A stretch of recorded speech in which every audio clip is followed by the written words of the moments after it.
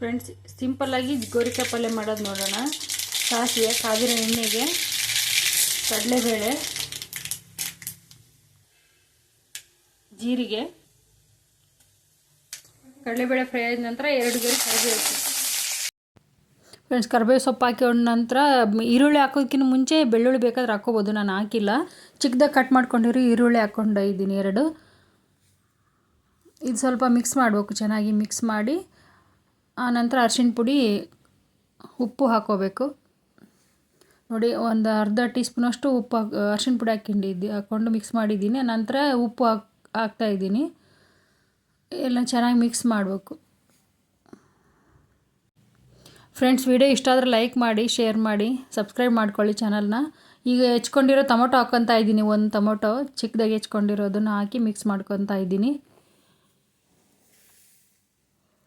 ಸ್ವಲ್ಪ ಮುಚ್ಚಿಟ್ಬಿಟ್ಟು ಪ್ಲೇಟ್ ಮುಚ್ಚಿ 1-2 ನಿಮಿಷ ಆದ ನಂತರ ಮತ್ತೆ ಒಣಖಾರ ಹಾಕ್ಕೊತಾ ಇದ್ದೀನಿ. 1 ಟೀ ಸ್ಪೂನಷ್ಟು, ಅದು ಸ್ಪೂನ್ ಚಿಕ್ಕದಾಗಿದ್ದರಿಂದ 2 ಸ್ಪೂನ್ ಹಾಕ್ಕೊಂಡಿದ್ದೀನಿ ನಾನು.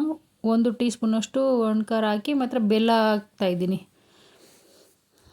ಚೆನ್ನಾಗಿ ಮಿಕ್ಸ್ ಮಾಡಿ ಒಂದು ಸ್ವಲ್ಪ ಮುಚ್ಚಿಟ್ಟು ಬೇಯಿಸ್ಬೇಕು. ಮತ್ತು ಇದನ್ನು ಎಲ್ಲನೂ ಹೊಂದ್ಕೊಳ್ಳೋವರೆಗೂ ಸ್ವಲ್ಪ ಬೇಯಬೇಕಿದು.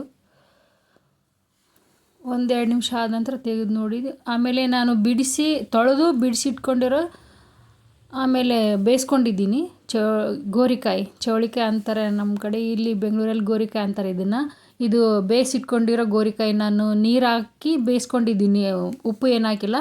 ಇದು ಶೇಂಗಾ ಪುಡಿ, ಕಡಲೆ ಬೀಜ ಅಂತಾರಲ್ವ, ಅದು ಹುರ್ಕೊಂಡು ಪುಡಿ ಮಾಡಿ ಇಟ್ಕೊಂಡಿರೋದು, ಸಪ್ಪನ ಪುಡಿ, ಅದಕ್ಕೇನು ಹಾಕಿಲ್ಲ ನಾನು. ಅದನ್ನು ಹಾಕಿ ಮಿಕ್ಸ್ ಮಾಡ್ತಾಯಿದ್ದೀನಿ. ಚೆನ್ನಾಗಿ ಮಿಕ್ಸ್ ಮಾಡಿ 1-2 ನಿಮಿಷ ಮುಚ್ಚಳ ಮುಚ್ಚಿ ಬೇಯಿಸ್ಕೋಬೇಕು. ಮತ್ತು ಇದು ರೊಟ್ಟಿಗೆ ಚೆನ್ನಾಗಿರುತ್ತೆ. ಜೋಳದ ರೊಟ್ಟಿಗೆ, ರಾಗಿ ರೊಟ್ಟಿಗೆ, ಅಕ್ಕಿ ರೊಟ್ಟಿ ಜೊತೆ, ಆಮೇಲೆ ಚಪಾತಿಗೂ ಚೆನ್ನಾಗಿರುತ್ತೆ. ಫ್ರೆಂಡ್ಸ್, ಇದು ಗೋರಿಕಾಯಿ ಪಲ್ಯ ವಾರಕ್ಕೊಂದು ಸತಿ ಅಥವಾ 2 ವಾರಕ್ಕೊಂದು ಸತಿ ತಿಂತಾಯಿದ್ರೆ ಚೆನ್ನಾಗಿರುತ್ತೆ. ಹೆಲ್ತಿಗೆ ತುಂಬಾ ಒಳ್ಳೆಯದು. ನೋಡಿ, ಈ ಥರ ಆಗಿದೆ, ರೆಡಿಯಾಗಿದೆ. ಇವಾಗ ಗೋರಿಕಾಯಿ ಪಲ್ಯ ರೆಡಿಯಾಗಿದೆ. ಸರ್ವ್ ಮಾಡಿಕೊಂಡು ನೋಡಿ, ಚಪಾತಿ ಜೊತೆ ತಿನ್ಬೋದು, ಚೆನ್ನಾಗಿರುತ್ತೆ. ಜೋಳದ ರೊಟ್ಟೆ ಕಾಂಬಿನೇಷನ್ ತುಂಬಾ ಚೆನ್ನಾಗಿರುತ್ತೆ. ನಾನು ಇದನ್ನು ರಾಗಿ ರೊಟ್ಟಿ ಜೊತೆ ಮಾಡಿದ್ದೀನಿ.